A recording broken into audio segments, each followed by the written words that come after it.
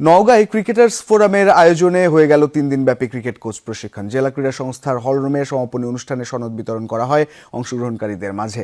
বিভিন্ন এলাকা থেকে 20 জন ক্রিকেট কোচ অংশ নেন। এখানে প্রশিক্ষণ প্রদান করেন দিনাজপুর বিকেএসপি সহকারী পরিচালক মাসুদ হাসান। তিনি ব্যাটিং, বোলিং ও ফিল্ডিং সহ ক্রিকেটের টেকনিক্যাল গুরুত্বপূর্ণ বিষয়গুলো তুলে ধরে প্রশিক্ষণ প্রদান করেন। অনুষ্ঠানে বক্তব্য দেন জেলা ক্রীড়া অফিসার আরিফুজ্জামান, ক্রিকেটার্স ফোরামের সদস্য সচিব রুহুল কুদ্দুস পলাশ ও অন্যান্যরা।